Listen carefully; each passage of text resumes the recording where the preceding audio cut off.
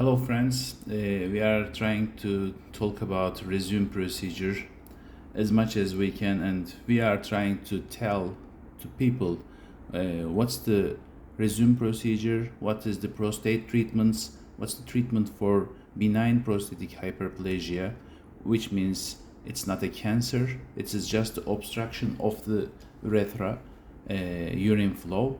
So I love to play with this paint applications, and I draw something and let me show it to you.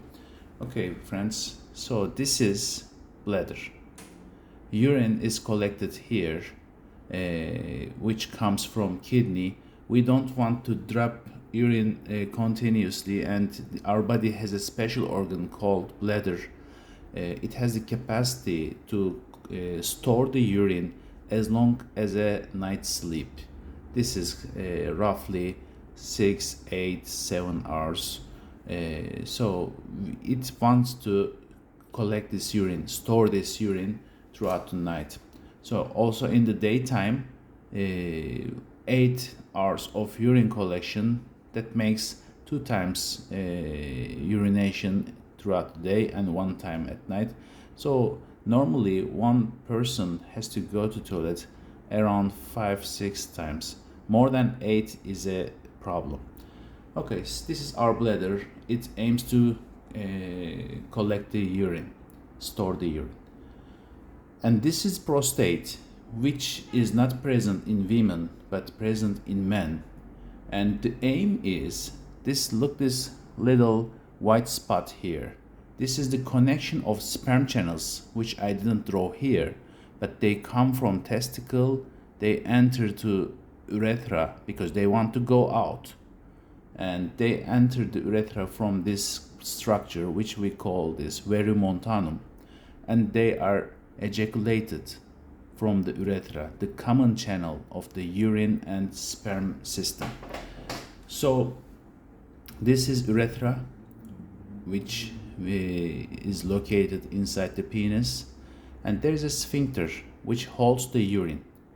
About the prostate is the function of the prostate is to connect this sperm channel with the urine channel, and it has 2 parts. One is capsule to protect the structural form of the prostate, and inner side this is adenoma. And inside this adenoma we have prostatic ducts, which forms a fluid to soften, to make the structure of semen, and it helps the sperms to flow to eggs of the women easily. So this structure is important in fertility, but after having a child, it has only function on ejaculation, the quality of sperm, and other than that it has no function as far as we know now.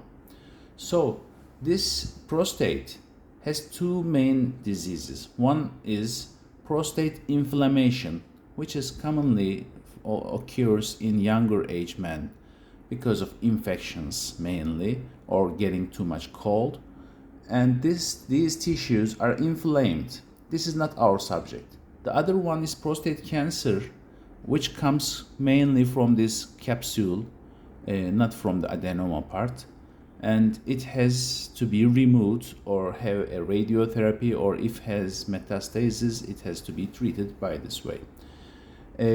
And this is also not our subject. And this adenoma, around the age 60s, 65, sometimes earlier 50s, it begins to grow in size. We don't know why, but this is called BPH, benign prostatic hyperplasia. So this part is adenoma, the brownish part, and very important structure inside the urinary system that's covering the organs. There is this red line is mucosa. This mucosa is very important because the urine is acidic, and this is a barrier between this urine acid and the flesh of the bladder and other structures. If there is no mucosa, the tissues will burn. and they can't resist the urine acid. It's important feature of the mucosa. And one other feature is it prevents the tissues from sticking into each other. In this urine channel, it's all covered with mucosa, and very important, the mucosa prevents sticking the tissues into each other. The same tissue is present in our lips, in our all gastrointestinal system, or the inner coverage of mouth, rectum, everywhere. So these tissues do not stick to each other because of the mucosa, and they are not affected with the effects of acid. Okay, so this is our normal anatomy, and what happens with BPH, which is our main subject now, there will be an increase in size of these adenoma tissues. And look at this urine channel. It is already very narrow, thin, and when the tissues become larger, it will be a little more obstructed. Let me show you how. Okay, now with the hormonal changes, our prostate become larger, and when it gets larger, it enlarges through outside and through inside. When it gets larger through inside, the channel is obstructed more and more.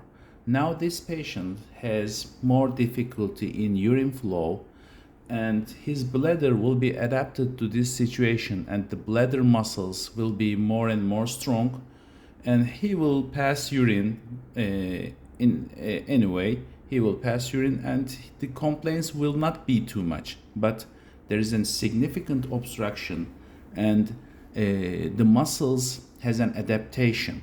When they face a strength, they become hypertrophied. That means they get larger in their volume and in their strength. So when this bladder muscle becomes stronger, it is enlarged and it becomes thicker. And by time, the capacity of bladder to be elastic, to stretch, will decrease because of the enlargement of the muscles in the bladder. So in long run, first the patient will have the decrease in the strength of his urine, but he will tolerate. He will say, okay, my urine is not flowing as before, but okay, I can tolerate.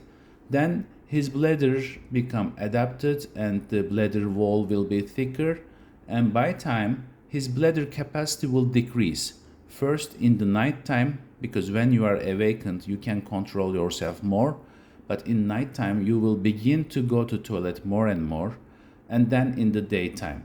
And if it goes even further, the patient will have some urgency, which is strong feeling, strong urge to go to toilet when the bladder is filled, which was not present in the younger ages. So when bladder fills, he will feel a strong urge, and if he don't go to toilet, he feels like he will leak urine. So this is a very disturbing feeling, and people want to get rid of this as soon as possible. What is our treatment regimes until now?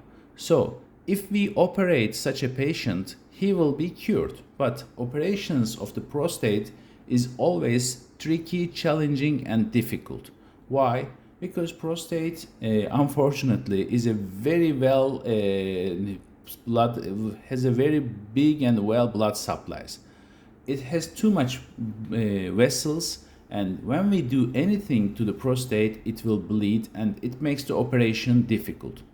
The second problem is, until now, our operation techniques aims to remove this adenoma tissues completely.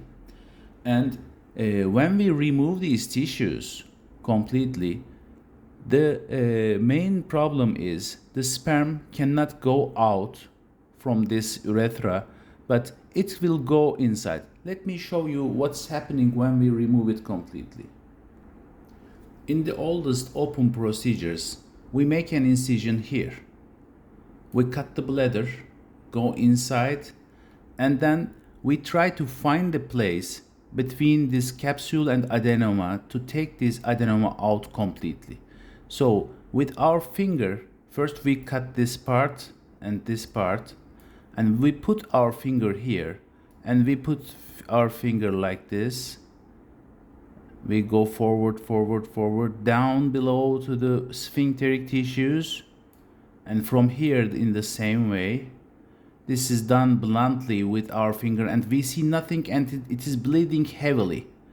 So we do it like this, and then we remove all this tissue, and what it becomes I will show you. Yes, we remove all the adenoma tissue. Let's remove these two, and there is sperm channel remaining, but the sperm will go, of course, to bladder inside instead of urine channel. This is the one of the main disadvantages of the prostate, and let me fill it with urine. Okay, it's filled with urine now. It's well opened. He will micturate very nicely. Urination will be very nice, but there is a couple of problems. First one, during the procedure there was a lot of bleeding, which is most of the time uncontrollable, and we can lose a lot of blood. So it's very difficult and risky operation. Second, the patient will have retrograde ejaculation. You remember the verumontanum, which the place sperm go out was here. Now the sperm will go inside. And second thing, during taking out the adenoma, we can damage the sphincteric tissue, and the patient can leak urine after the operation. That means he may become incontinent.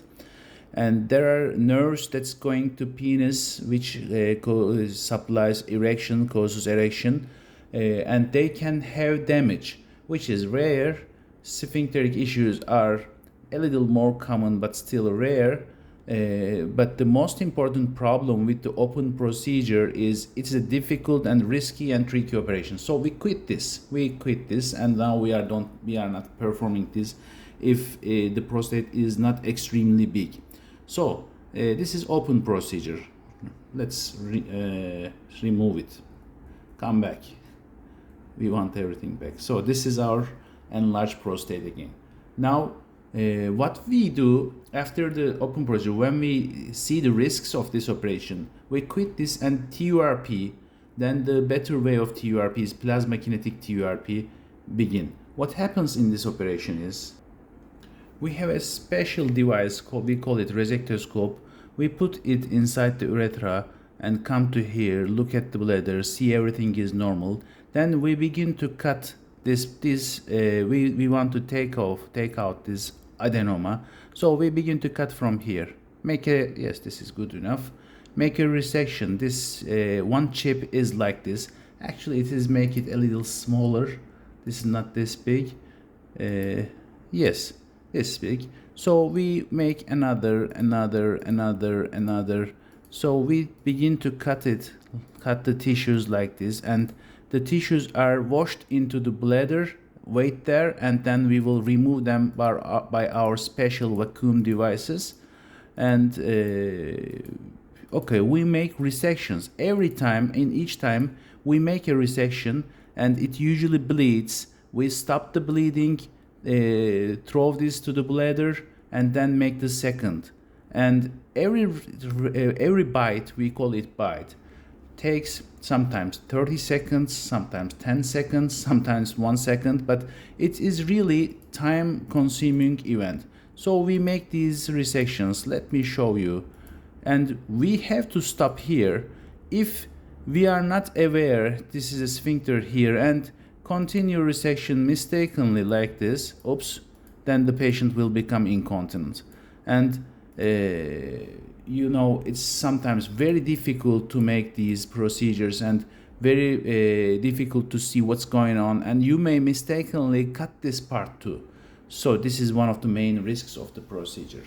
And so we have now a good opening.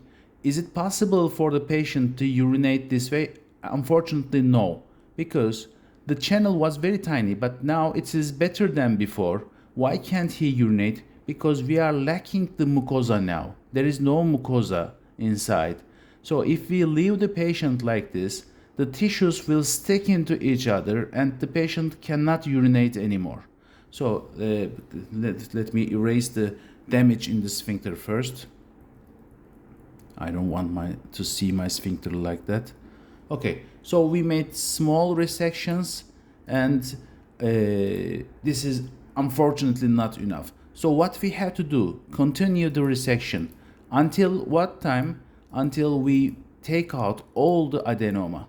And remember, all resection bites may take 30 seconds, sometimes even longer, because every time, for example, I cut this, it bleeded here.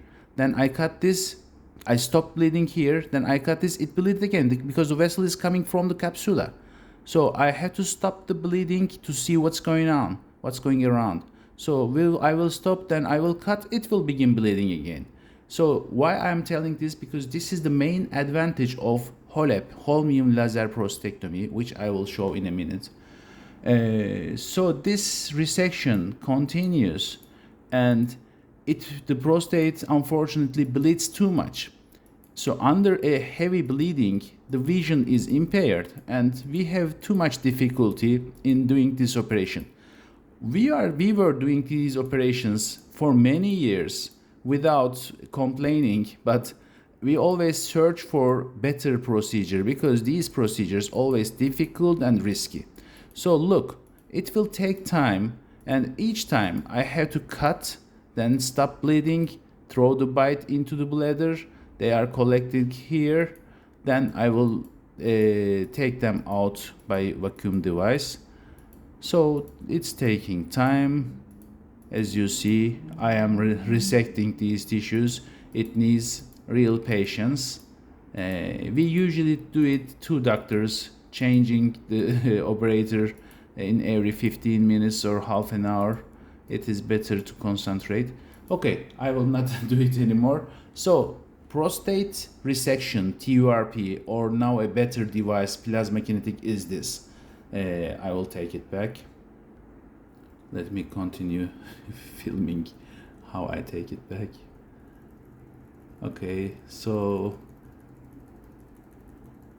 if this mucosa was staying there, it will be enough just to make a little opening like this. The patient will urinate very well. This opening is enough. Just this opening is enough. But because we lack the mucosa, the tissues, adenoma tissues, will stick into each other. So we can't open a tiny channel better than this to make patient relax.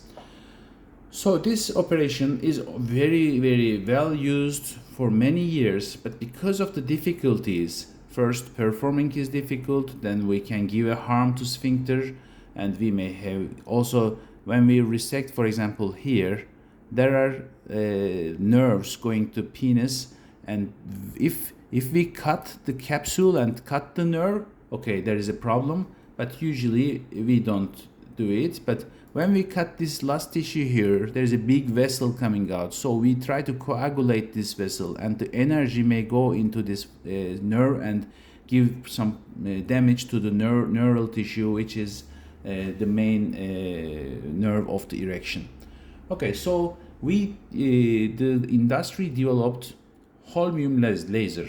What does holmium laser do?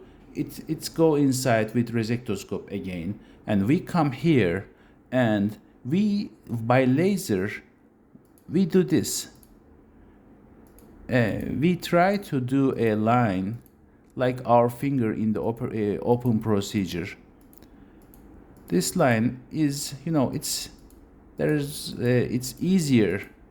It seems easier compared to TUR-P, because you will just make a line here, then make a line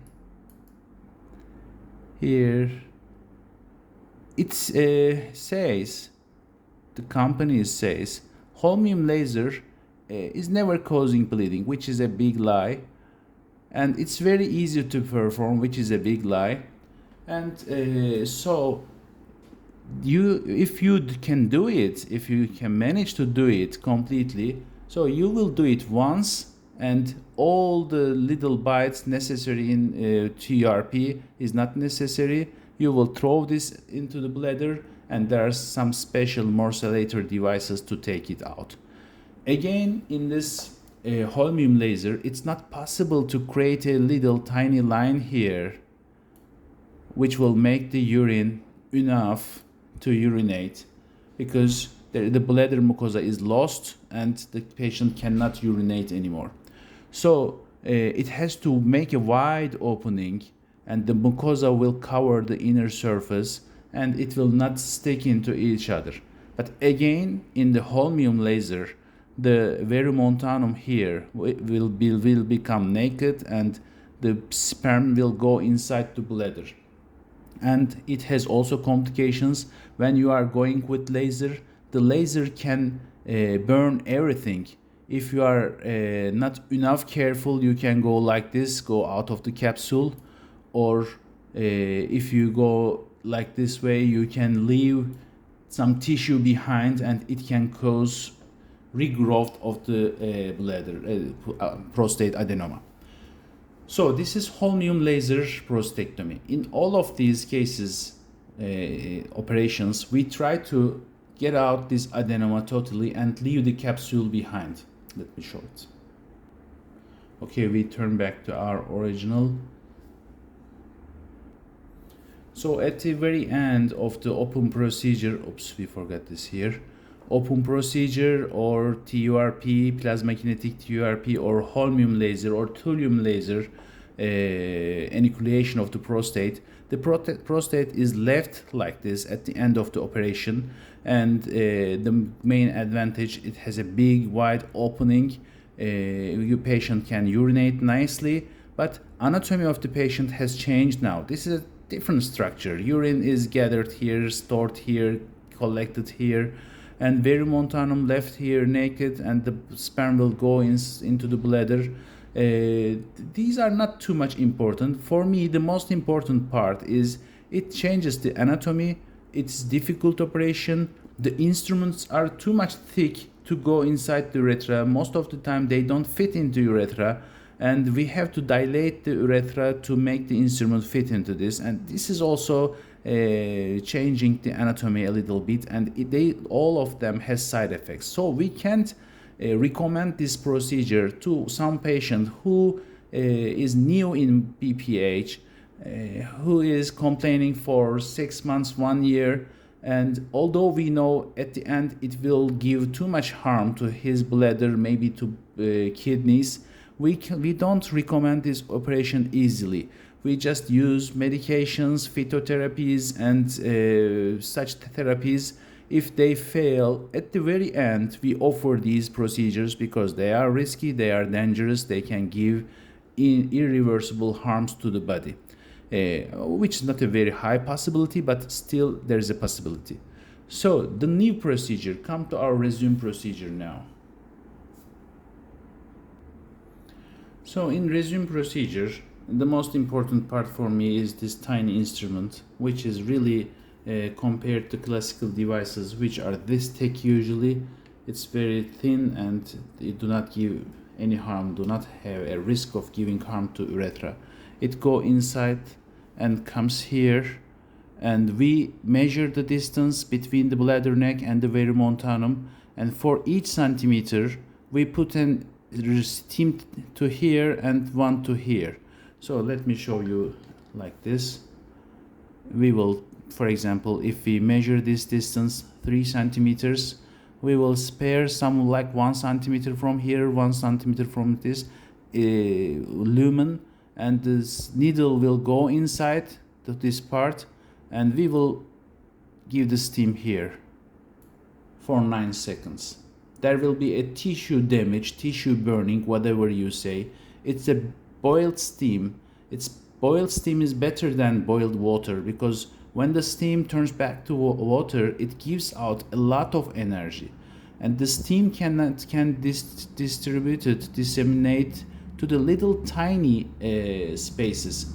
Previously we had lasers like this. With needle we put laser, but laser just burns the tissue here. They don't disseminate to little tiny channels, but steam has the capacity to disseminate a wider part. So we put this steam here and come back 1 centimeter, put a second steam here, and come back 1 centimeter. We always care for verimontanum. We don't go beyond it because there will be sphincteric tissues. And we put 1 stim here, and this is finished. Every stim, it takes 9 seconds, and to plan the place, localize it, it takes 9 seconds more. So these 3 of them in 1 minute, it's over. Then we will look to the other part, spare some part here, give a stim here, and give a stim here. We don't aim to treat all the adenoma tissue. We are just aiming to make the opening a little wider. And these tissues are burned now. We will put a catheter because with a very little tiny channel, the patient already has difficulties in making urine. Now there will be burnt tissues inside, so he has to stay 1 week with the catheter, and then 1 week we will remove it. Still, the tissue burnings do not heal after 1 week. It will take 3 weeks for the tissues become to heal, and the body will absorb these burned tissues, and there will be opening in the urethra when these tissues disappear. The best and most important part, we never give any harm to this bladder, urethral mucosa. When we don't give any harm, the capacity of being like a Teflon, that the tissues will not stick into each other, it continues. And let me show you what we expect to have after 3 months actually, because the absorption begins after 3 weeks, and it will take 3 months for the tissues to be absorbed completely. So, okay, now at the end of 3 months, we are expecting to have this enough opening. I can't say wide opening. Now it may be narrower than what is seen in the scheme in this picture, but we expect a good opening to let the urine flow nicely and without difficulty.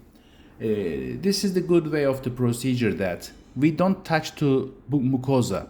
We make the injection of the steam inside, and the tissues are absorbed, and the mucosa integrity never disturbed, and the mucosa stays here. The tissues will not stick into each other, so there is no problem. And we don't touch the bladder neck, so they may be a little more closed, which lets the sperm go again to urethra, not into the bladder. So the main weakness of our procedure for us now, we don't have the long-term results, but they are present in the literature from Europe, United States. The reports are extremely satisfactory. The retrograde ejaculation may be considered as 0. They of course say some of the patients may have it. We have to warn the patients about this. Sexual functions, sexual nerves was there. So it's very far away, and there is no possibility to give any harm. And sphincter is far away, we don't give any harm. And urethral integrity, everything is not impaired with this procedure. For me, the most important thing, the procedure is extremely easy.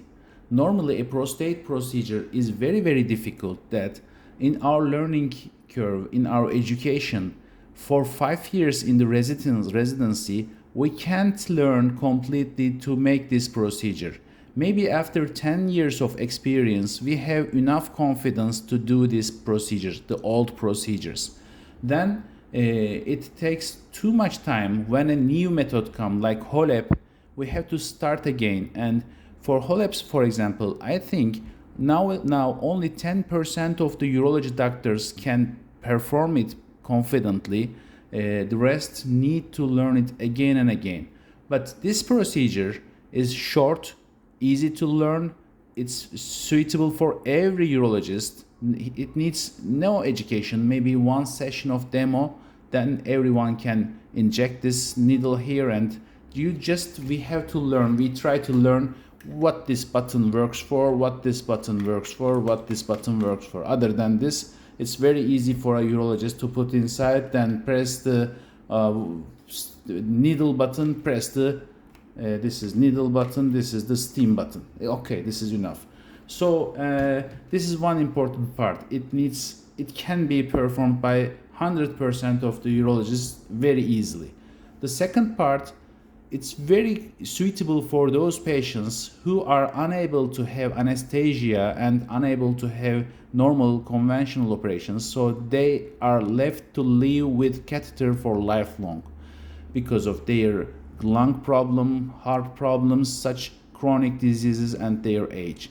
This procedure can be done in 5 minutes. It can even be done in the office with local anesthesia, but we always do it in the operating room with general anesthesia. But this general anesthesia is the anesthesia which is given in the colonoscopy procedure. It takes 5 minutes. The patient sleeps. We do it in 5 minutes and the patient wakes up. So this is extremely important for those patients who are unable to have anesthesia with other reasons. This procedure can be done easily. So which procedure is best for whom?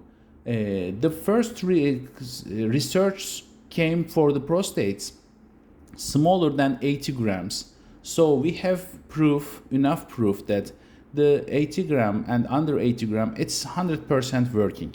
Nowadays, new researchers are done, and it's proven that with larger prostates, it also has the same capacity, because we are trying to open a hole here. Even the prostate is larger, we can do a little more injections and we can open the channel. For me, the indication must be like this. Everyone who has a prostate, who needs to use any medications for prostate, deserve this operation. And before each operation, even if he has very large prostate or other issues, he must try, or even median lobe, the patient must try this, because it is very non-invasive. It has nearly no risk for the future life, and everyone must try this first.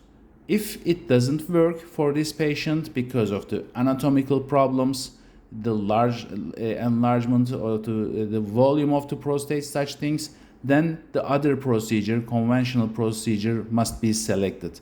But for me, every patient must take this option first. Yeah, I try to explain as much as I can. I love to make these drawings, and I will put more videos in the future. Bye. Have a nice day. Have a healthy day without your prostates.